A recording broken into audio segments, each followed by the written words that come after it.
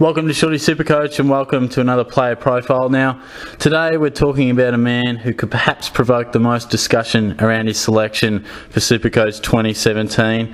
Of course, we're talking about Jaeger O'Meara. Get him right and select him, you'll be a genius. But select him and get him wrong, it could absolutely destroy your side. Now, of course, once upon a time, a Gold Coast Sun, touted as a future superstar, the next best midfielder over the next decade. Since then, he's found his way to Hawthorn and also found his way into some serious knee issues. So certainly it is up for discussion whether we go with the superstar or whether we steer clear for many a reason. But firstly, these player profiles, I'll take a look at some of the more popular players, working our way from your 25 to 30 most popular all your way into your most popular Dangerfields, Fife, Myers, etc. Now O'Meara, he's currently in 21.4% of sides, but I certainly feel if he were to get some JLT Community Series matches under his belt, which looks pretty likely, I think we'll see that number jump significantly. Now,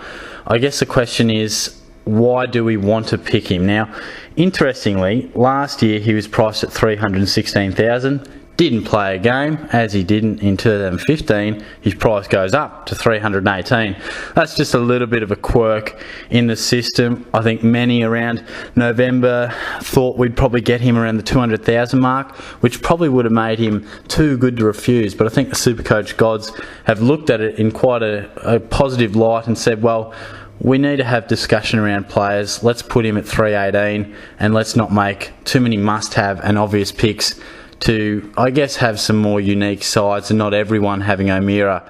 And I like it. It means we can have a real for and against discussion, as we will over the next 5 to 10 minutes. So I guess firstly I'll outline the case of why you'll be picking him.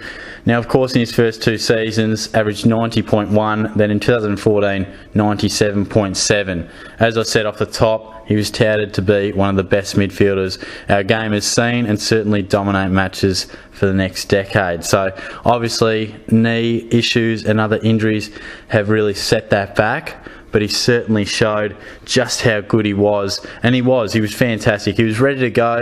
He wasn't just a guy who went on the outside of the packs and got a fair bit of the ball easy. He was in and under, a well-built young man and just a footballer. Really smart, poised, hard, wins on the outside as well. Just simply a footballer. Certainly lived up to the hype, and that's exactly why people are talking about him. And I guess, of course, the other obvious reason is his price. Now, you look at numbers like mid-90s numbers, you see a guy priced at $320K, and he's young, he's starting to get a bit of pre-season together. You're looking at a guy who could make you some serious cash, sit in your M6 or M7 sort of position, average your 90 points you'd probably be hoping for. Some might even be hoping for 95. That's a perfect world, isn't it? You pay $300K, works his way up to $500, $550. He's giving you 90 points a week, happy days. Selwood or Dangerfield or Rockcliffe or Hanbury, they've dropped a little bit. It's a nice, easy upgrade as O'Meara gets rested mid-season. Perfect world, happy days. But we've always got to look at the other side of the coin and provide a devil's advocate opinion. Now, why might you steer clear from the young O'Meara?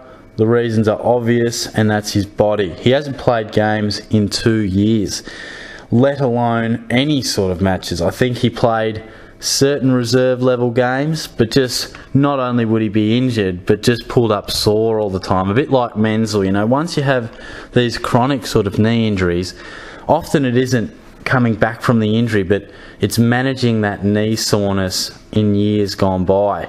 I think we've seen many a player come back from serious knee issues and play, but I guess the fear is, are they always the same player, and can they get up week in, week out, close to 100%, given just the soreness? I mean, often the word soreness gets thrown around, and that's just, they're just resting him. But knee soreness is a genuine problem that just seems to linger and be quite a problem that can affect players years on after the actual injury. So I think that's a concern. But I personally am a little cautious on picking O'Meara. Now, Just the other week, he came back in Hawthorn's intra-club match, played well, kicked a goal, 16 touches. I'm not exactly sure on the percentage of game time that he played, but nonetheless, they're positive numbers, and above all, he got through the game.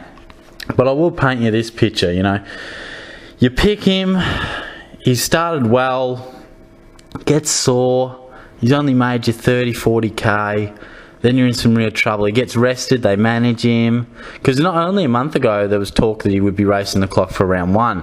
I feel there's a real uncertainty in the media and the public about where he's actually at. I really would like to see him through the NAB Cup, or the JLT series I should say, and see how he does go.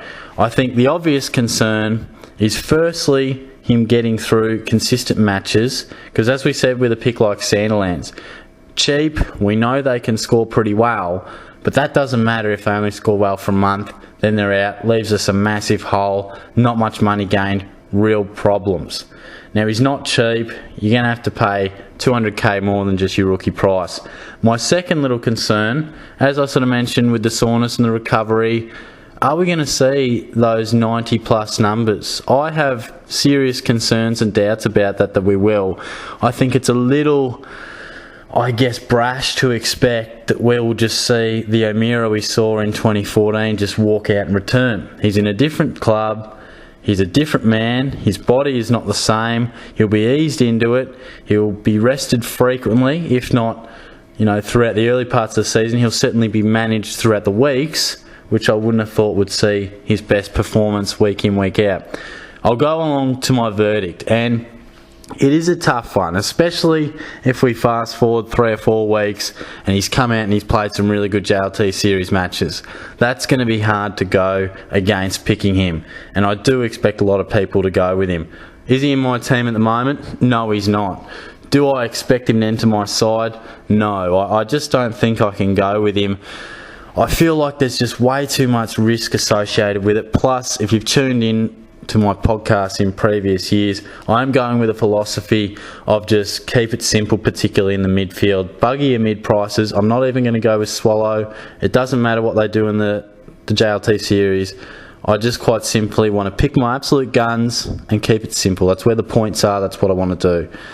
My main concern, I feel like O'Meara could play games. I feel like if he gets through the series well, you can pick him with confidence with him getting games, because we have the buys. He might play the first 11, maybe miss 1, maybe 2 if you want to be negative, but I'd expect him to probably miss 1 every 5 to 7 weeks, providing no mishaps during the week, because we do have our natural buy anyway during the season. My main concern is that we just won't see the scoring output like we have. I feel as if we'll probably get an average of around 85 from O'Meara. He may push the 90. Is that enough? I feel like it's just crazy talk that he could go 95 plus. I really do. I know when you log on to your stats site, I get onto footywire.com, you see 90.1, you see 97.7, you see a price tag of 320 or whatever he is, and you just go bang, bargain, he'll find his way back to 90, easy. Sometimes we can look too much at numbers and forget what a bloke's got to do throughout the week and how much of a struggle he's had over the past couple of years just to get his body right.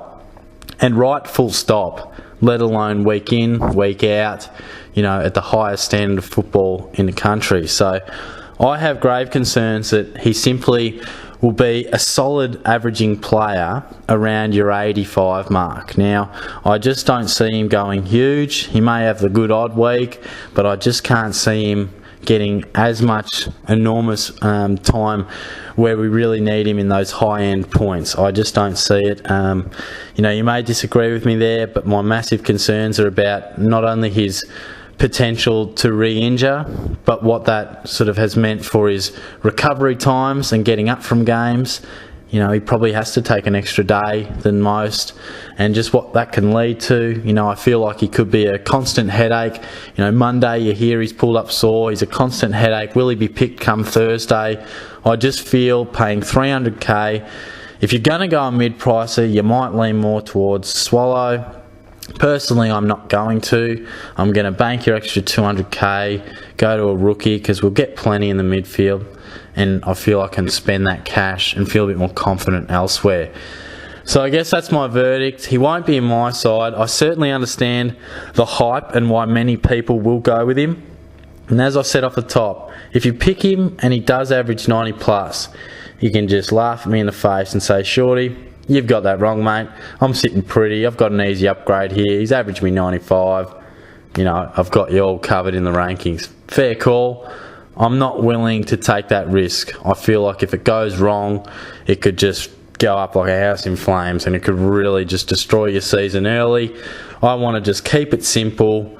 Let my rookies make the cash, find the premiums dropping, keep it simple, and not have too much to worry about in the early rounds, because I have been burnt in previous years by maybe taking slight risks. So particularly in the midfield, I will have mid prices elsewhere, but the midfield is certainly set aside for your genuine cream of the crop. So hopefully you see eye to eye on me on certain points. As it is always, it's just my opinion and a few pros and cons. Certainly give me your thoughts on O'Meara. Let me know if he's in your side.